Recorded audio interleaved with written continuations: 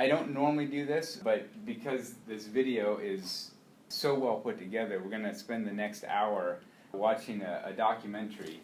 The documentary is called White Like Me, and it's put together by a white person, which to me I think is significant in that a lot of times we hear about white privilege or sort of what does it mean to be white in America, and it's often from the perspective of a person of color, and it could be sort of more of a rant, or it could be one that's sort of to induce white guilt, which there's validity to that, but I think for me as a white person, to hear another white male break it down is extremely helpful. And the main reason for showing this video is we're typically blind to what it means to be white in America and the advantages. And 2 days ago we did the exercise where we got to experience some of the dynamics. What this documentary does is takes a lot of the stuff that we've been reading up until this point in the textbook, different racial and ethnic minorities and the white ethnicity, and it summarizes a lot of those dynamics. So a lot of things that are in this documentary will be stuff that's covered on the first exam, a lot of the concepts. It's just a good sort of summary overview, and so I feel it's really worth it. Look at it in an extended version. So Tim Wise is the person who put together the documentary, and he's an author, an activist, racial equity activist, and he does a great job of putting together. So we're going to watch this movie. It'll last an hour, and then at the end I'm going to give you a review guide for the exam. So the exam is next Thursday, but basically for the exam there's going to be 25 terms that I want you to know and concepts, and I'm going to ask you to define or explain the concept and give a real-world example. It'll be a pretty straightforward exam, and the review guide, if you know all the terms on the review guide, you'll do well on the exam. And so a lot of the stuff will be covered in this video as well. When it comes to race, we've overcome quite a lot in this country. Slavery, Civil War, segregation. We've even elected a black man to the highest office in the land. Change has come to America. But as tempting as it might be to celebrate these things as signs that we've entered into a period of colorblind, post-racial harmony, we have to admit that we're moving forward in this world and that race issues now are moving to the periphery. I think those problems are largely behind us.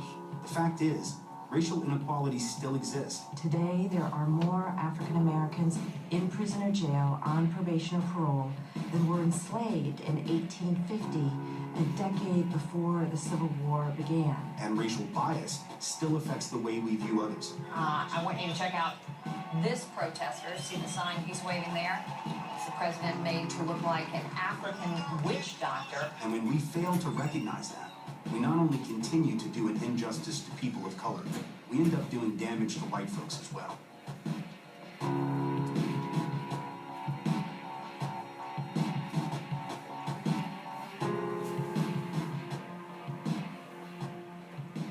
I'm Tim Wise, an anti-racist educator and author.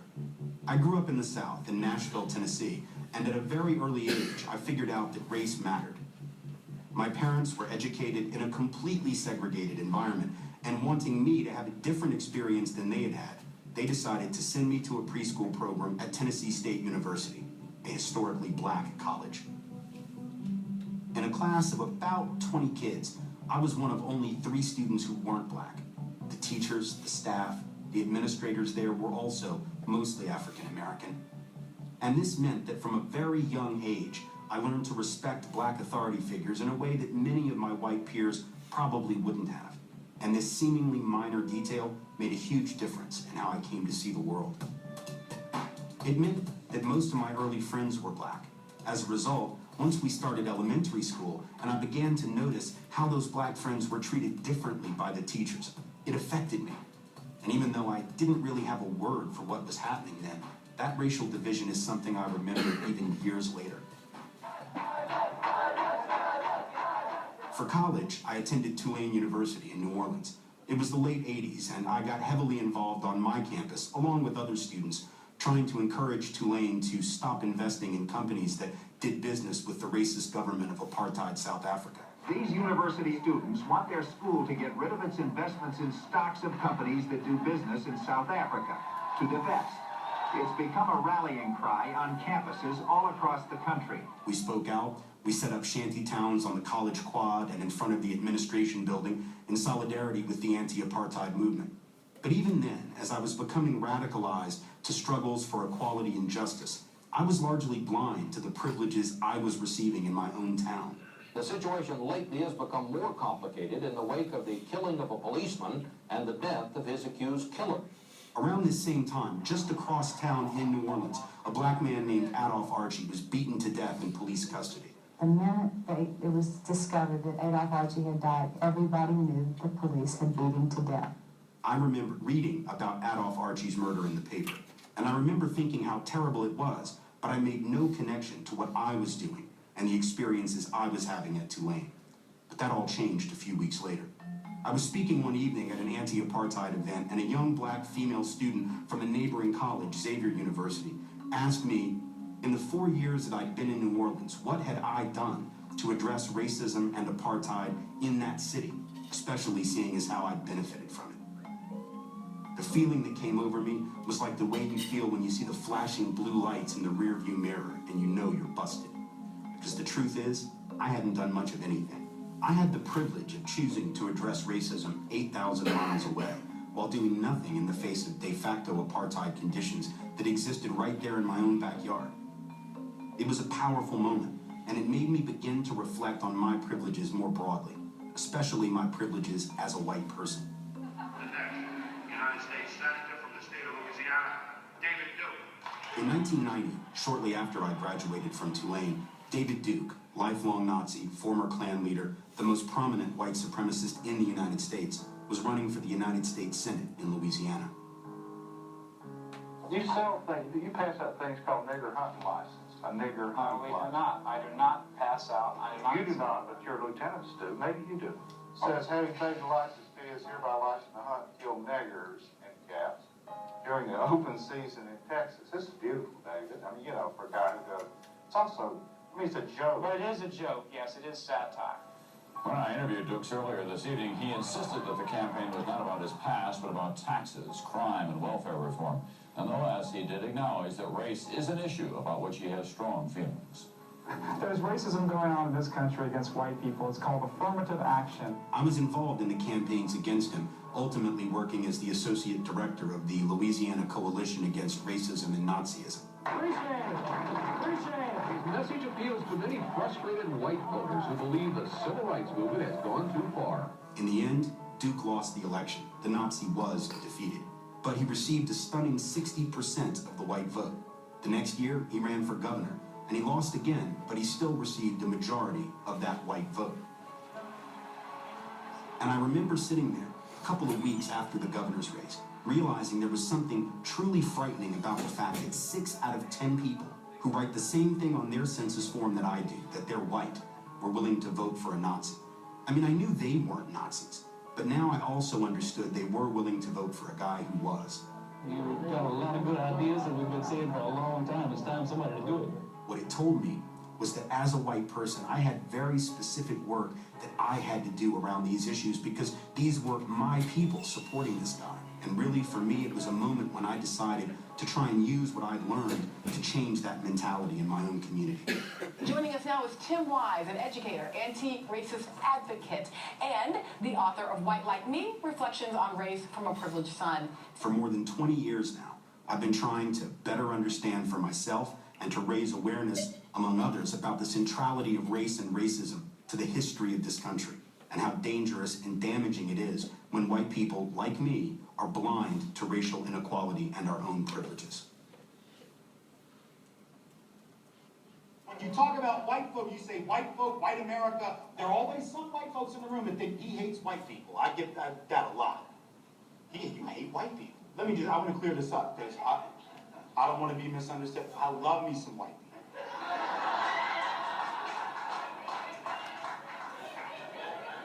My wife is white. I love her. Those 2 little girls are white, which sometimes happens when you're both white. love them. When I was in high school, we read John Howard Griffin's classic book, Black Like Me.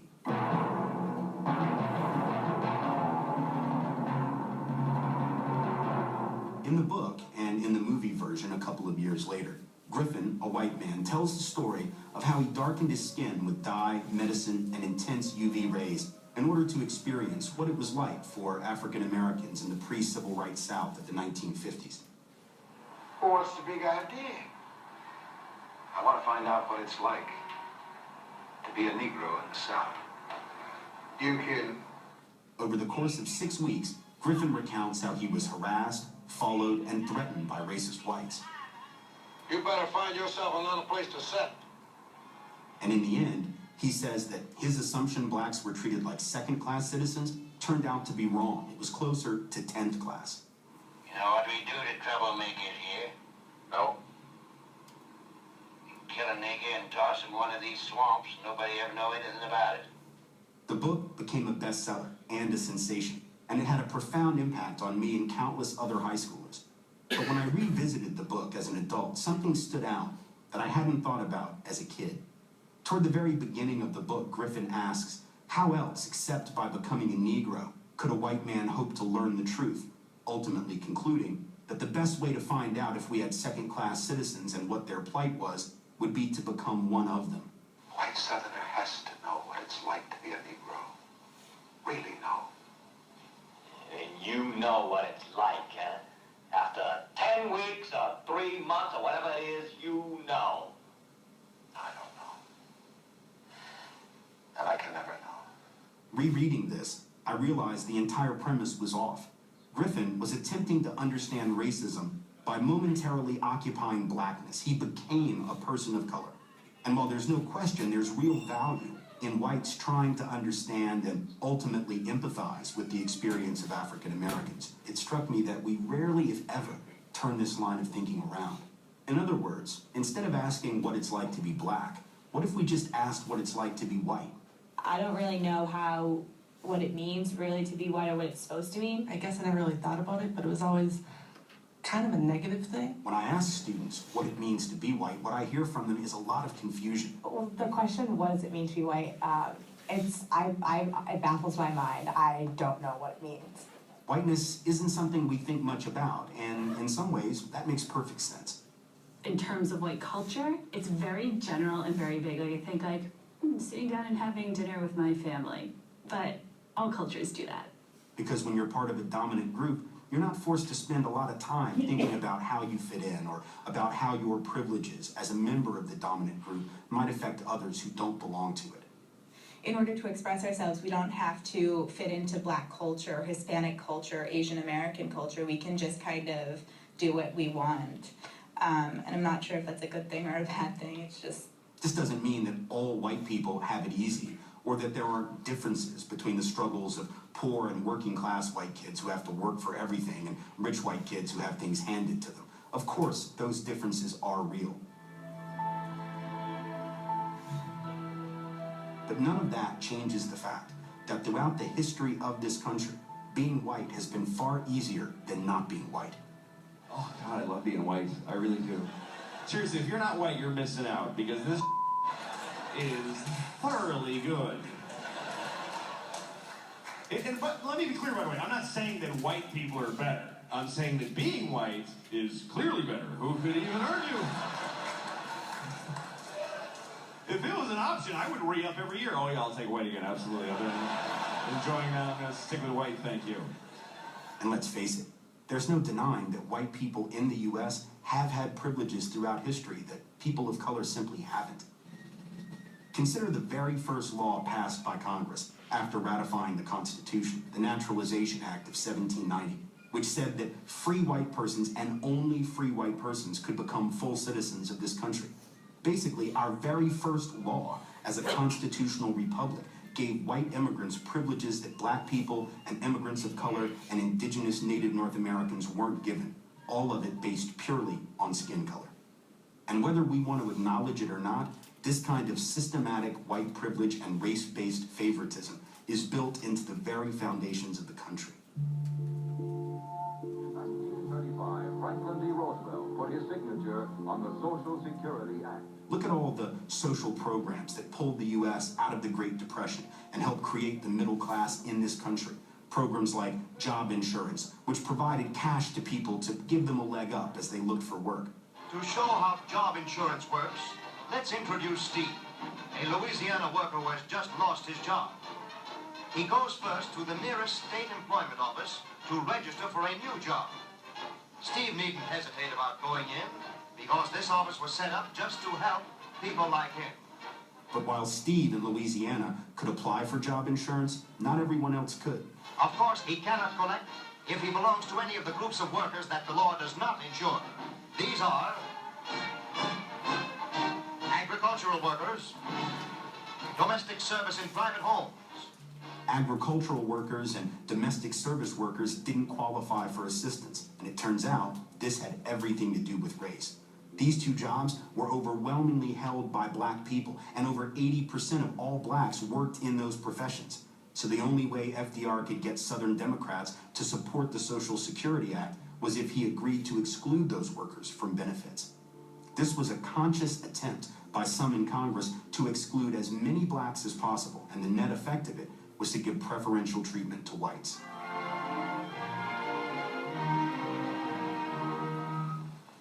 Thousands of people get a big thrill out of looking at model houses, and a much bigger thrill when they buy one. It was the same story with crucial housing assistance for the American middle class. Loans provided by the FHA, the Federal Housing Administration, allowed working class families for really the first time in American history to own their own homes. Homeownership is the basis of a happy, contented family life. And now, through the use of a National Housing Act insured mortgage, is brought within the reach of all citizens. But the way the bill was written, the American dream of home ownership wasn't within the reach of everyone.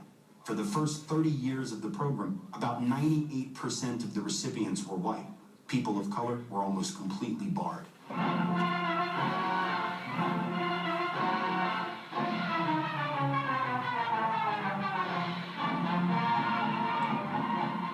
Then there was the GI Bill, which provided immense benefits to returning veterans, including low-cost mortgages, loans to start a business, cash payments for tuition, and living expenses. What the GI Bill didn't do is protect black veterans, who qualified for that assistance also from the kinds of legal discrimination rampant in pre-civil rights America.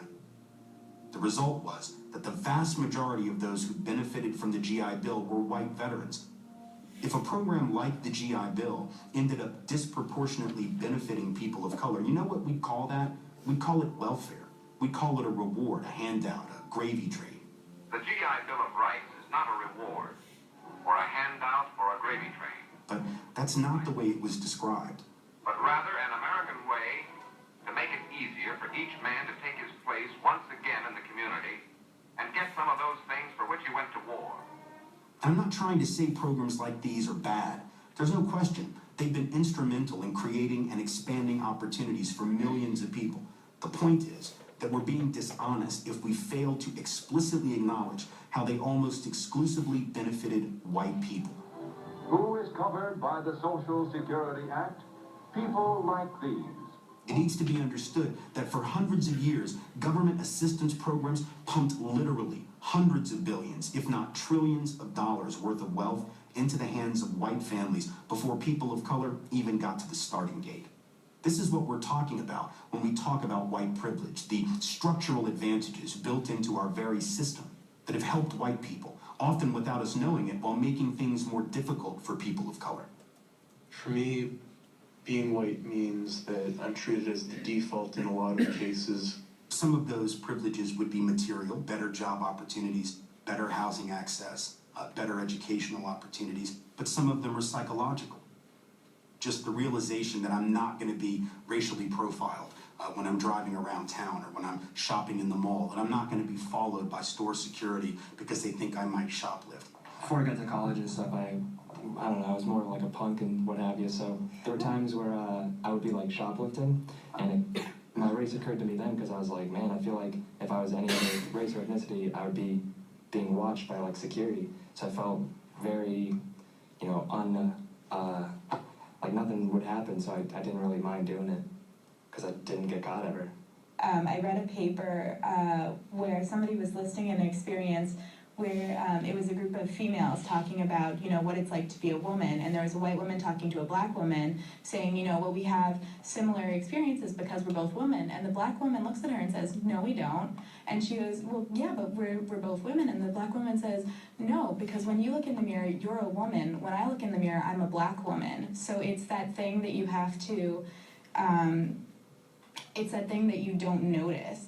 For myself, from the very beginning, I was seen as a bright and capable child, and I was tracked into the higher level classes. If I didn't do well, I never had to worry that it would be ascribed to my race, that someone might say, well, of course he didn't do really very well on the SAT because, he is white. And this isn't just an anecdotal one-off story. The fact is there are 20 to 25 years of research, studies which have found that students of color all around the country are worried about confirming negative stereotypes in the classroom.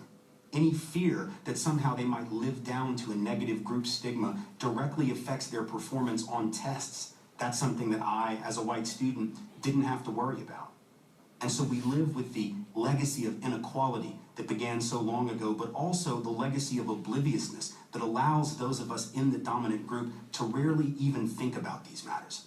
And even with all the changes and the progress we have seen, that is something that hasn't changed.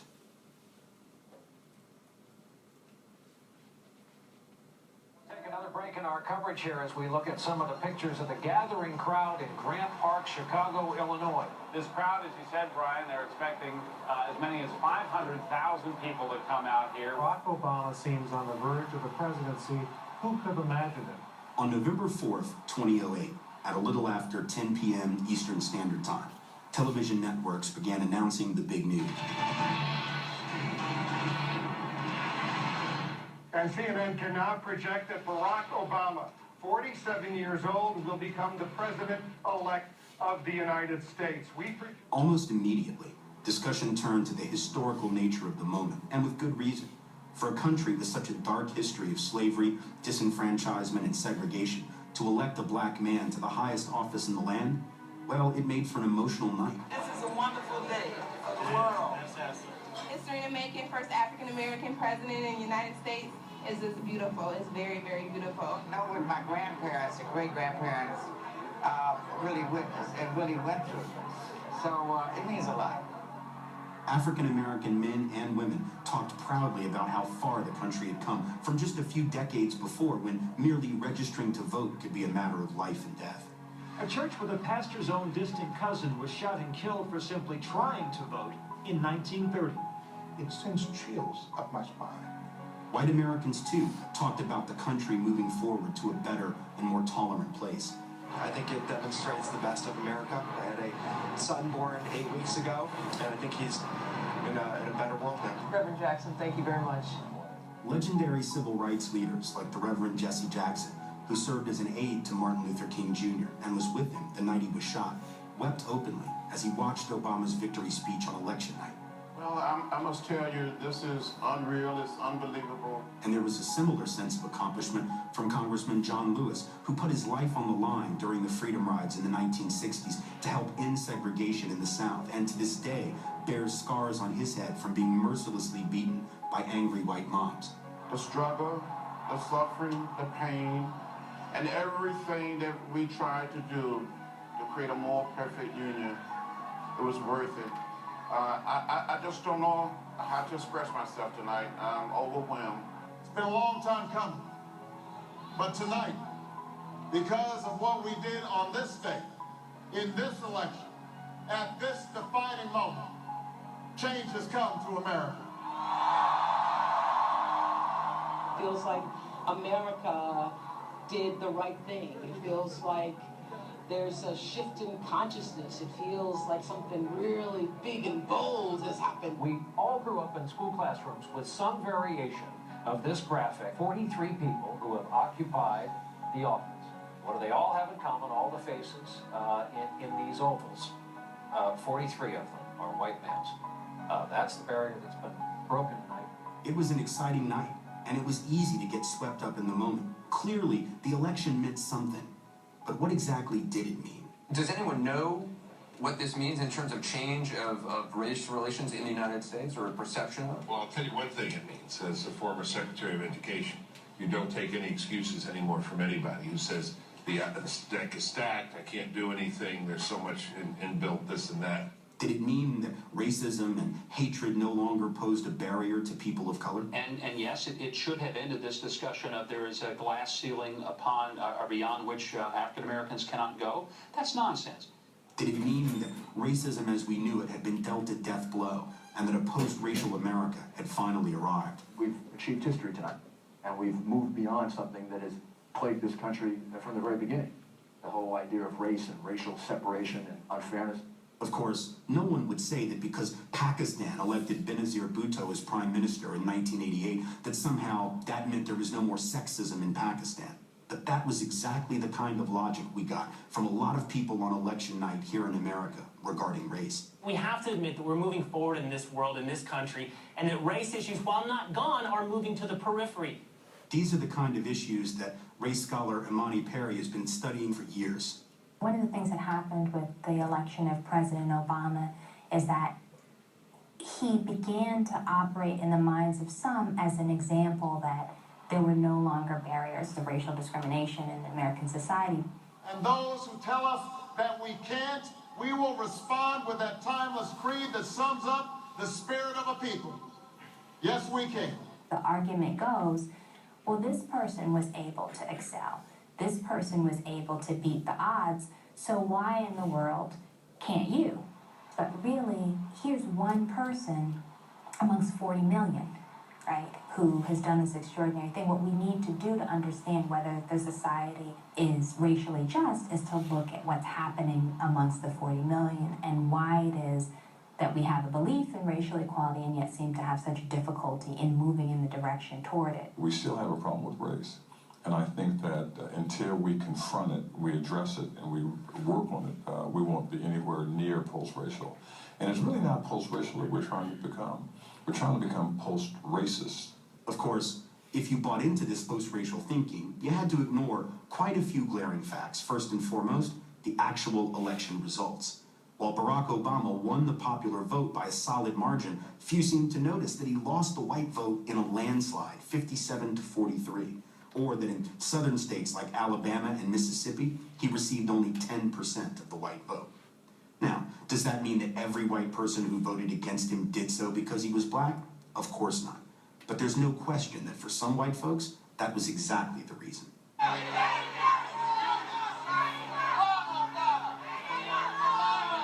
does that mean, sir? What does that mean? Get rid of them. I've had a number of people in the Houston right now. Strangers tell me this. Even in northern states like Pennsylvania, it became clear that we were a long way from achieving the dream of a colorblind society. Why are you supporting Senator McCain if you're a Democrat? Yeah, sure I do. Let me read some of the things that we've heard at these rallies, or people have heard. Kill him. That was the first little bit of sound. Someone yelling, kill him, referring to Barack Obama in the background. Then treason has been yelled out, terrorist, and even someone's heard someone at the rally say, off with his head. But none of this stopped the conservative pundits from blatantly ignoring this unpleasant reality. The days of racism are over. We have just achieved an incredible milestone. And I take it, therefore, around the world, criticism of the United States for being a racist nation will now stop, right? They thought everything's fine when it comes to race in America, and that it's time to move on to other things. We don't have racism in America anymore, so just knock it off with the charge of racism. But in reality, the claim that we've gotten past racism and entered a post-racial society really is nothing new. In 1963, when pollsters from Gallup went door to door and asked white Americans if they thought whites and racial minorities were treated equally in matters of housing, education, and employment, 66% of whites said yes. In other surveys around the same time, Gallup found that nearly 90% of whites believed that black children had the same opportunities as white kids when it came to education. 6 kids were murdered in Birmingham on a Sunday and in Sunday school in a Christian nation, and nobody cared. Now bear in mind This was the height of segregation, a time when African Americans were forced to sit in the back of buses, where they were routinely refused service at restaurants and barred from voting in elections. A time when, if they dared to protest these things or step out of line, they were fire hosed on the streets, beaten by police and white vigilantes, lynched and often jailed. I am happy to join with you today in what will go down in history as the greatest demonstration for freedom in the history of our nation.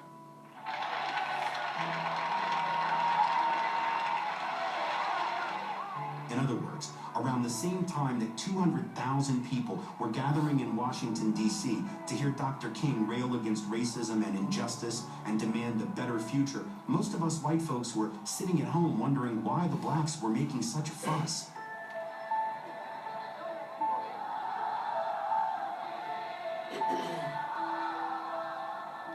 We're soliciting opinions on the Civil Rights Bill. Would you like to give us yours? I'm sorry, but I don't think it's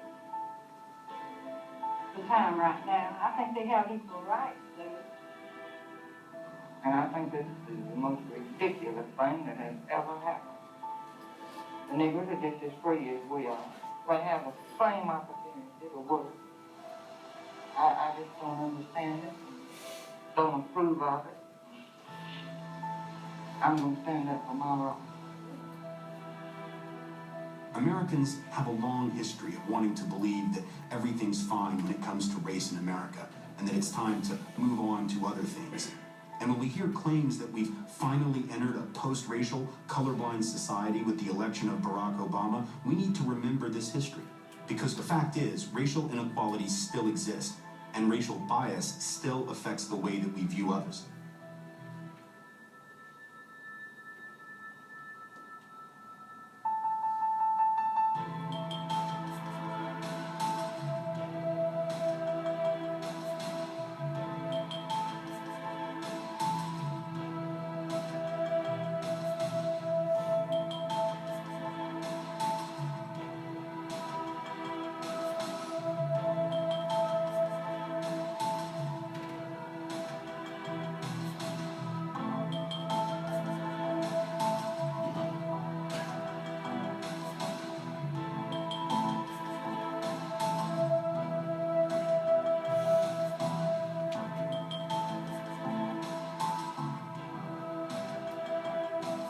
The truth is, there are large and seemingly intractable gaps between whites and folks of color when it comes to income, wealth, and educational attainment, even basic health. Children born to African American women, for instance, are more than twice as likely to die within their first year than children born to white women. Even black women who don't smoke have higher rates of infant mortality for their children than white women who do smoke. You see the same trend with life expectancy. African American women will die 3 years before white women on average. African American men, 5 years before white men. Part of this has to do with access to quality health care. African Americans are twice as likely as whites to be uninsured, and when they do receive medical attention, studies have shown that they get inferior and unequal care. But even more than these factors, what the research increasingly finds is that dealing with racism and discrimination on a regular basis has incredibly damaging repercussions for black people's health. But maybe the most disturbing example of all of how race-based inequality persists in America is in our criminal justice system. Today, there are more African Americans under correctional control, in prison or jail, on probation or parole, than were enslaved in 1850, a decade before the Civil War began. Michelle Alexander's book, The New Jim Crow, Mass Incarceration in the Age of Colorblindness, argues persuasively that America's war on drugs has resulted in a devastating new system of racial control. Many Americans just have no idea the scale of mass incarceration in the United States because it's a phenomenon that does not affect everyone. It affects certain groups defined largely by race and class. Breaking news out of Contra Costa County, drug bust in the charged in what officials say is the largest drug bust in Baltimore County. Suspect's not home, but minutes later he unwittingly walks into the dragnet. What's your name? My name? Yeah, my name is Antoine. The size of our prison system quintupled in a 30-year period of time, not due to rising crime rates, but rather because we declared a drug war, a war on drugs. These people are wrecking our society. If you're a casual drug user, you're an accomplice to murder. All of us agree that the gravest domestic threat facing our nation today is drugs. And launched a Get Tough movement that swept millions of poor people, overwhelmingly poor folks of color, into our prisons and jails, primarily for non-violent and drug-related offenses, the very sorts of crimes that occur with roughly equal frequency in middle-class white communities and on college campuses and go largely ignored. You know, a white kid living in rural Kansas doesn't drive to the hood to get his marijuana or his meth or his ecstasy or a little bit of cocaine. He's buying it from someone most likely of his own race down the road. Drug dealing happens in all communities of all colors, but those who do time for drug crime in the United States are overwhelmingly black and brown.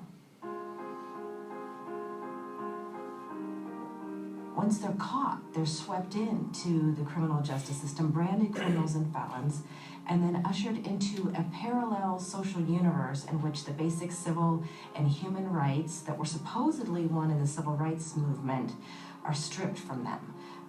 Once branded a criminal or felon, they're denied the right to vote in many states, automatically excluded from juries, and legally discriminated against in employment, housing, access to education, and public benefits. If you break the law, you no longer have a home in public housing. So many of the old forms of discrimination that we supposedly left behind in the old Jim Crow era are suddenly legal again once you've been branded a felon. That's why I say we haven't ended racial caste in America. We've just redesigned it. It might be difficult to admit, but it's certainly not difficult to understand how this kind of racialized justice system ends up benefiting white people. We're not only much less likely to be harassed by the police when we're innocent, we're also more likely to get away with illegal activity when we're guilty. Congratulating ourselves on how post-racial and colorblind we are does nothing to change these facts, and in many ways makes things worse. I think these examples of black success help to blind us to the ways in which systems and structures operate in our society today to lock millions of people out. And really big and bold has happened. You know, during the Jim Crow era, examples of black success undermine the logic of the prevailing caste system. Today, you know, these black success stories actually reinforce the logic of the prevailing caste system, the superficially colorblind logic that it's their fault they're at the bottom. And if they only tried harder, they could be President Obama. And that simply isn't the case.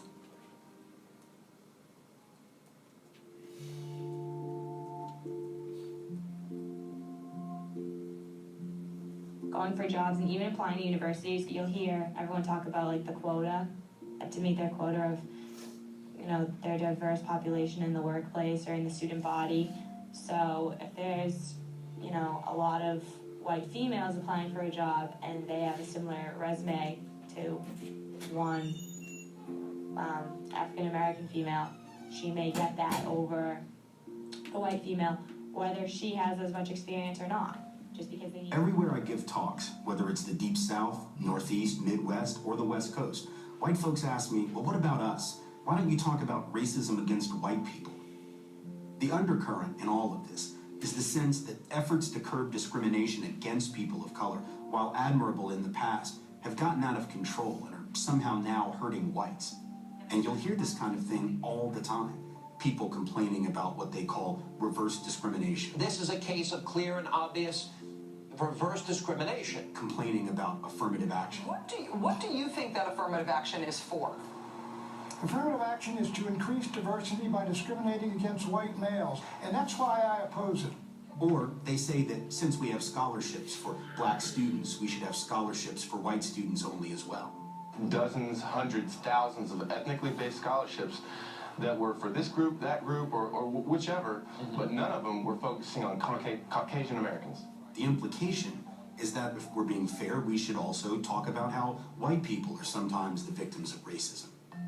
In fact, when researchers from Tufts and Harvard universities recently asked white people if racism against whites was worse than racism against people of color, most of them said yes, that the gains of people of color were coming at a direct cost to whites. I'm really not proud of this statement that I'm about to make, but if I look at an application and I see we're an equal opportunity employer, like, that's great, A+ job. But in the back of my mind, I'm kind of like, crap, I hope they don't have like this kind of quota thing, like you guys were saying, where they need to fill up a certain amount of different races. I feel weird saying anything about this just because it's just like, oh, this is what it's like, so.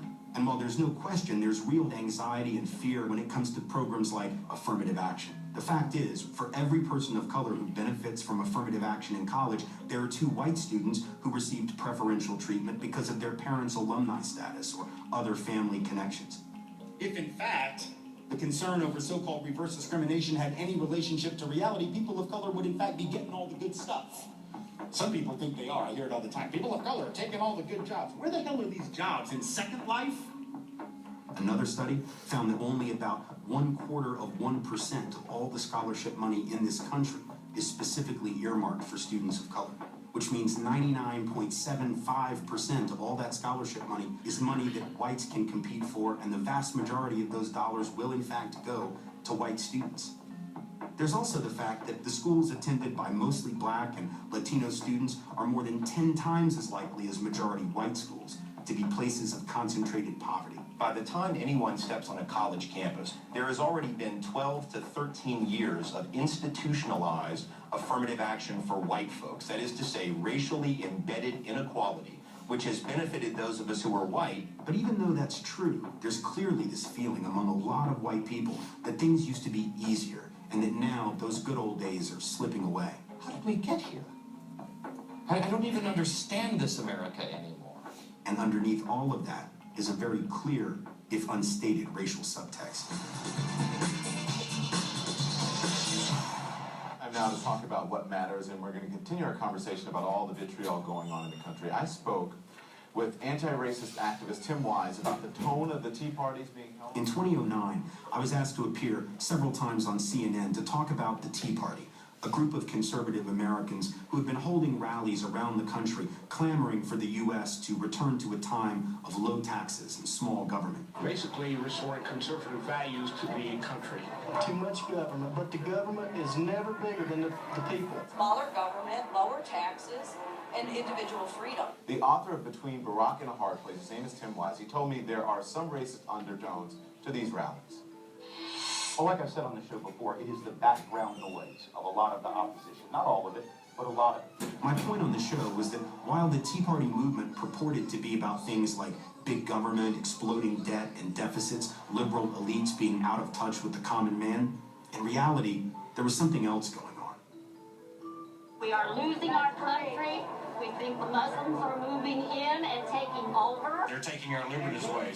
It's tyranny. It's a Gestapo type tactic. I want you to check out this protester. See the sign he's waving there? It's the president made to look like an African witch doctor that was a popular prop at Saturday's rally. Along with anxiety and fear about the economic crisis, there's also been a lot of unease about the fact that we have a black president and that the demographics of the country are shifting in ways that point to a future where whites will no longer be the clear majority. All of this helps explain why some of these folks are so adamant, so angry, so upset that they, and I'm using their words now, want to take their country back.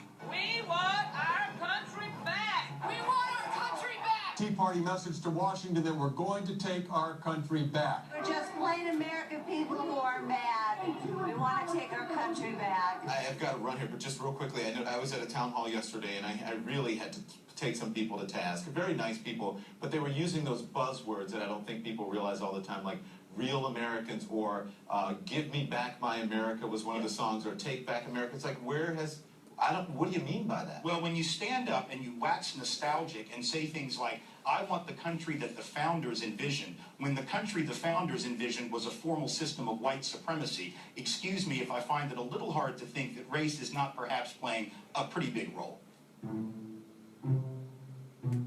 After one of the CNN appearances, I got an email from a woman who was a Tea Party supporter, who was upset with my characterization of the Tea Party movement. She said that their calls to take the country back had nothing to do with race, that they were simply calling for a return to an era of low taxes and small government. When I replied to her, I asked her to give me a year that epitomized in her mind this era of American history. Which year did she and the rest of the Tea Party want to return to? Her response was almost immediate and not very surprising. The year she chose? 1957. Leave it to Beaver. It's a year that many conservative white Americans hold dear, and not just because it's the year Leave It to Beaver premiered on television. Traditional America as we knew it is gone. Ward, June, Wally, and Aviv, out of here.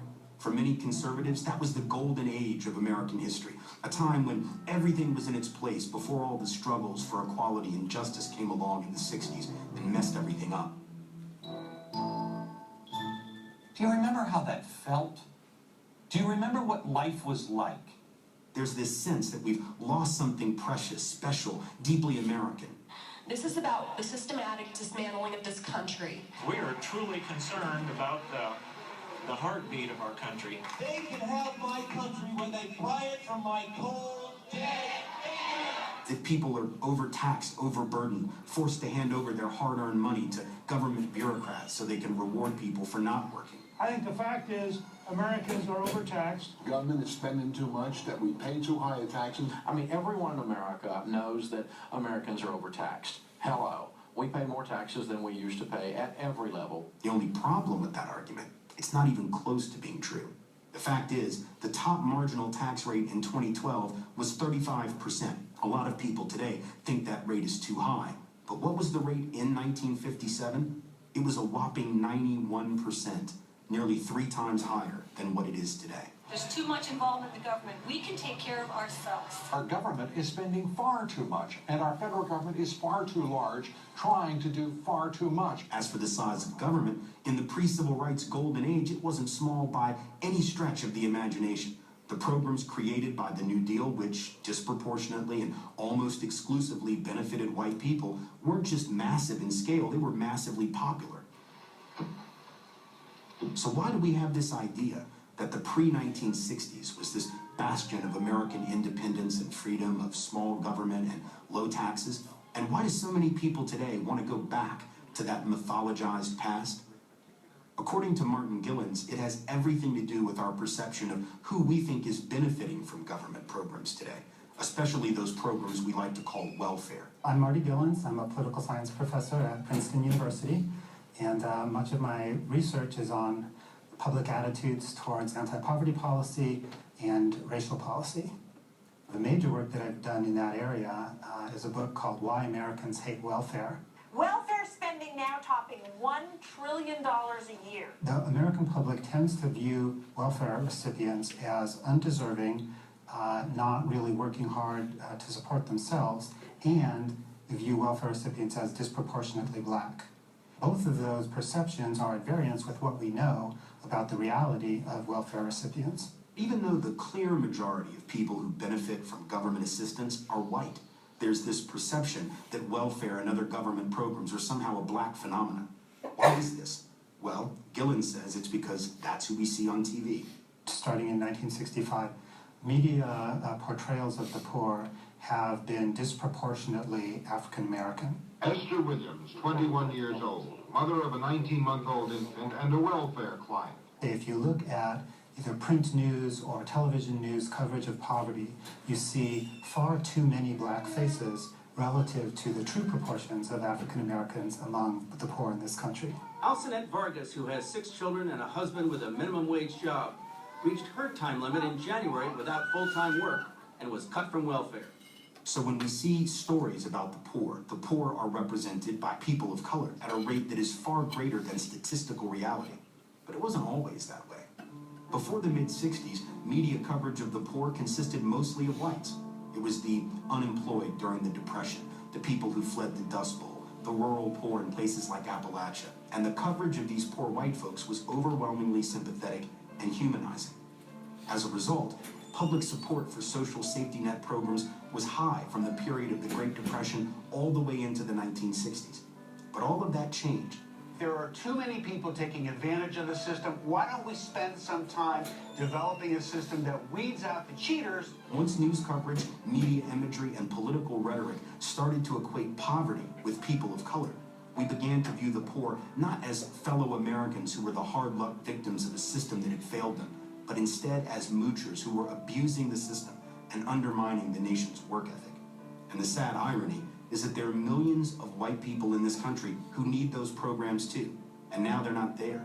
Those programs have been cut to the bone because the beneficiaries have been seen as undesirable, undeserving others. How long will we have to pay for slavery? Man, I'm talking about the people on welfare trying to suck out the economy of this country, get a free house, a free car, free gasoline. They want it all because they think they deserve it. Well, in this country, you got to get a job. So, you know, and work. Did you get a tax cut this year from Barack Obama? I don't pay taxes. I'm disabled from a truck accident and veterans benefits. May I speak now? Yes, ma'am. Oh, I'm 90 years old, and I just wanted to ask the colored man, why don't colored people, instead of saying what we did to them, why don't they say what we did for them? They talk about the slavery, but since then they have given welfare, free medicine, free everything. Ma'am, I think this is more of a conversation about the relationship between the administration and the people on Wall Street, and not necessarily one that's based on race. Oh, okay, I'm not a racist. That was my comment. Thank you. None of this is by accident. The racial subtext that runs through a lot of the anti-government rhetoric is the result of an explicit political strategy that's been put to use by conservative politicians for decades. Here's how I would approach that issue as a statistician or a political scientist, or no, as a psychologist, which I'm not, is how abstract you handle the race. In a recently uncovered recording, the late Republican strategist Lee Atwater, one of the pioneers of race-based political appeals, was heard talking quite openly about how the strategy works. You start out in 1954 by saying nigger, nigger, nigger. By 1968, you can't say nigger, that hurts your backfire, so you say stuff like force busing, states' rights, and all that stuff. And you're getting so abstract now, you're talking about cutting taxes, and all of these things you're talking about are totally economic things, and the byproduct of them is blacks get hurt worse than white. The idea was for Republican politicians to speak in a kind of racial code designed to turn white working-class voters against government programs, the very programs that they themselves had benefited from for years. The present welfare system has become a monstrous, consuming outrage. Government is not the solution to our problem. Government is the problem. And this kind of thing runs right up to the present day. President Obama is the most effective food stamp president in American history. This is precisely the point historian John Bracey, a veteran of the civil rights movement, has been trying to make for years. What the ruling class in this country has successfully done is to label social programs as black programs, minority programs, and then you can kill it. I don't want to make people's lives better by giving them somebody else's money. I want to give them the opportunity to go out and earn the money. You know, that's the most foundational thing in American life. I mean, that's Obamacare. Everything that is getting pushed through Congress, including this health care bill, are transforming America. And they are all driven by President Obama's thinking on one idea: reparations. Virtually every normal kind of social program that would have kicked in Europe in the 19th century, you know, in order to help working people, you know, survive under capitalism, we don't have. While the state's budget deficit has reached almost $500 million now, the state's Medicare program has announced more than $14 million is being cut to various providers throughout the state. There are people that want to expand Medicare. Like I just got back from Mississippi. They're debating expanding Medicare in Mississippi. They need every nickel and dime they can get in there from anybody. They should not question anybody. If Martians came and said, we're going to give you something, they should say, whatever it is, we'll take it because they need everything. They refuse. They have a political system that's still dysfunctional enough that they turn down for white people in Mississippi because black people get some too. This is how racism victimizes white people indirectly as well. American history is full of examples of white anxiety and resentment around race being used to undermine their own interest and their own well-being. The most obvious kind of cost of failing to deal with black people as human beings is the almost million casualties of white people during the Civil War itself. By postponing the struggle, to end slavery, by not dealing with it in a political fashion, he had to fight a war that lasted 4 years. That war resulted in the largest number of casualties in any war in American history. This is a war, an internal war, a war on this continent fought between white people on one side and white people on the other side. If you had asked them, would they be willing to give their lives to free black people, they probably wouldn't have said yes. Right? But by failing to see black people as people, by failing to see slavery as a detriment to the social order, it resulted in them losing their lives. You can never whip these birds if you don't keep you and them separate. I found that out in Birmingham. You've got to keep the white and the black separate.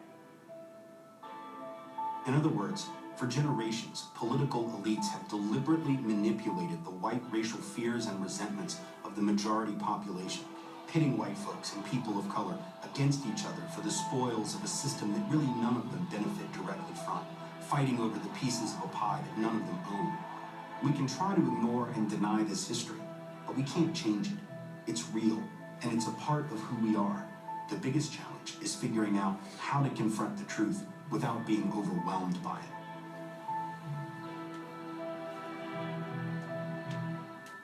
I think we talk about race too much. I think those problems are largely behind us. I just think we talk so much about it that may help, I think, create somewhat of an illusion. Many of us have come to believe that the real problem with racism is that we talk about it too much. We need to talk about race. We need to stop talking about race. That if we just didn't talk about it, if we just didn't bring it up, nobody would know anything about it. I think more of the problem is the accusations of racism, and that does drive the races apart. I think that we should be colorblind in every way. That we should aspire to be colorblind. That we should ignore racial and ethnic differences and just treat everyone the same. We really want to get beyond the hyphenated America. I mean, I do. I mean, I'm half Polish and then I'm like Irish, English. We want to get beyond that. Unfortunately, there are a couple of big problems with that approach. Well, one, it's absurd, right? We obviously notice race all the time. If we didn't, we wouldn't have evidence that people treat people in unequal ways on the basis of race. But on top of that, colorblindness as an ideology is almost a willful neglect. I'm going to close my eyes to the reality both of diversity and the reality of inequality and injustice. Because America is about opportunity and chance, an equal shot. Fundamentally, everybody is equal in America. Everyone has equal opportunity. There's also the fact that if we don't have a context for understanding the kinds of racial disparities and inequalities we continue to see in America, then racist explanations begin to make sense. If the one story from American history that we've bought into is that we're a meritocracy, a colorblind society that rewards people or punishes them based purely on how hard they work or how capable they are, then the entire history of institutional racism magically disappears, and we're left to wonder what's wrong with black people who can't seem to get it together. Half of African Americans in the state of California, roughly half of Latino families, have no access to a checking account or an ATM, things we take for granted. They don't have a checking account. What's wrong with that? We could So talk they're about flawed? No, they're hardly flawed, but they're struggling. Genetically Folks are making flawed. their work. Why so many of them? In other words, colorblindness by virtue of keeping matters of discrimination and racism under wraps can lead to an actual intensification of racist thinking.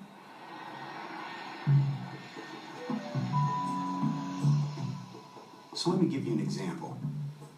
In April 2003, on my way to a conference in Iowa, I boarded a plane bound for St. Louis. As I walked down the jet bridge that morning, I glanced in and saw something I'd never seen in all my years of air travel. Not one, but two black pilots at the controls of the plane. Now you'd think this would be a welcome sight to me, and after reflection it was, but that wasn't my initial reaction. Sadly, my first thought was more along the lines of, all right, now everybody, get in crash position. oh God, can these two guys really fly this plane? Now, don't get me wrong, just as quickly as that thought came into my head, I was able to defeat it. I knew instantly that such a thought was absurd, but in that moment, I was beholden to my conditioning. And I'd been conditioned no less than anyone else to see people of color and automatically assume they aren't as qualified as a white person. Neuroscientists and psychologists have been studying this phenomena for decades. They call it implicit or unconscious racial bias. Implicit racial bias is the thoughts that pop into our mind. It's the quick, random gut reaction when we think about a particular group. So when I see somebody who is white, how quickly and easily do good thoughts, good, healthy, successful, educated, smart, come to mind.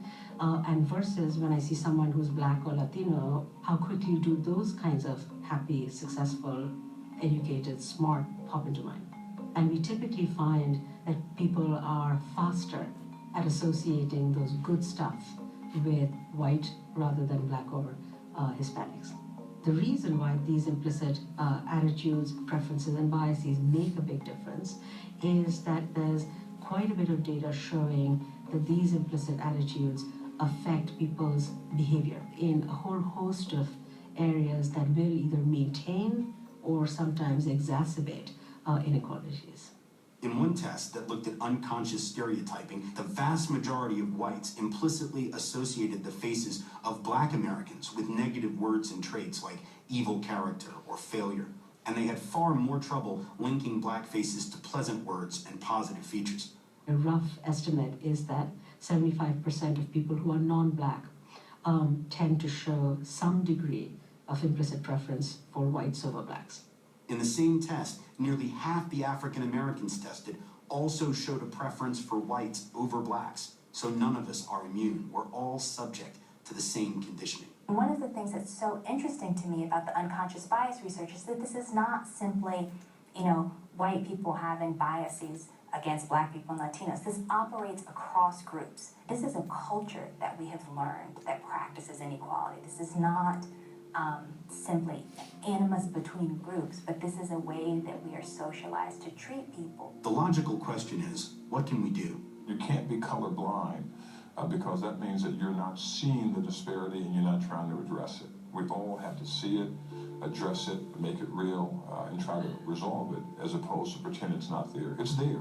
The goal, in my view, isn't to be blind to one another, but to see each other as we are, with our full range of experience, all of our baggage, as well as all the beauty that we bring, and still love one another, still care about each other. I don't want to say to the young kid who grew up in the hood and who's being stopped and hounded by the police, I don't care if you're black. Of course I care. I care about you and your experience, and I see you as you are. The answer is being color conscious, not colorblind. It means confronting the truth about race and racism in this country, and it means asking the tough, honest questions about how the history of racism in America continues to shape the present. When you're a member of a dominant group, it's very easy, isn't it, to view the world that way, to view the world as an individual, to not recognize that other people are not leading simply individual lives, and neither are you. That's why people will say things like, well, I'm not white, I'm just Tim. I'm just an individual. I'm just an American. Why can't we just all be? Why can't you drop the hyphen? Because it's not your hyphen to drop, Jack. That's why. In other words, we need to have an awareness about how racism, racial conditioning, and prejudice have affected us as white folks. Unless we get a hold of that, we'll continue to go down the path of privilege and racism and inequality rather than connecting to a very different tradition in our own history, a tradition of white allyship, a tradition of white anti-racism. In addition to the typically pathetic way our history books address the contributions of people of color, very rarely is much attention paid to the average, everyday white folks who stood up and opposed injustice. People like Will Campbell. Advanced units are already on duty on the grounds of Central High School.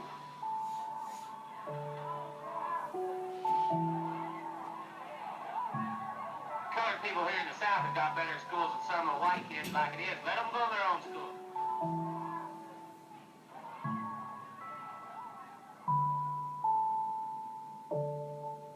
Imagine how different the racial dialogue might feel for us if we knew of those white folks who opposed enslavement, who opposed segregation. Jeremiah Everts, John Fee, Helen Hunt Jackson, Sarah and Angelina Grimke, Robert Flournoy, Matilda Gage, Lydia Child. How helpful might it be for lessening our anxiety as whites and allowing us to embrace the multiracial future of America if we knew about the history of white anti-racism?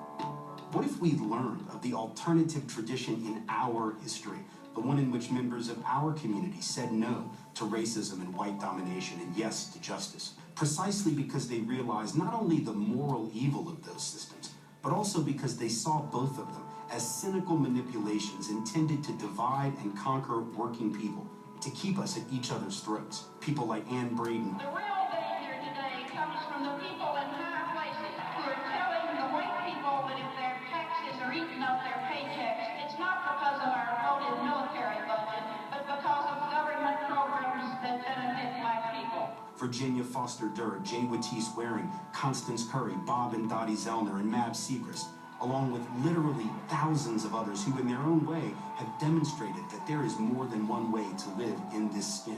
It's a tradition that fits with the best of the American ideal and can elevate that ideal to a place far more concrete than it's been up to now. And if we do that, there's no reason why we as a committed and decent people can't move to a different place as a country.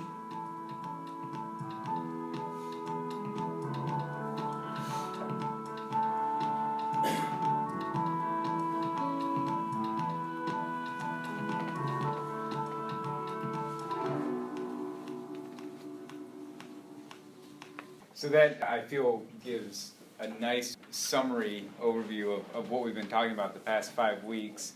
On Tuesday, we're going to focus on the last chapter in this section on Native Americans and multiracial people. I have a review guide for the first exam that you guys can take, and it's basically just, it's going to be the concepts I'm going to cover on the exam, so make sure you know how to define or explain each of those concepts and provide real-world examples of how they're played out.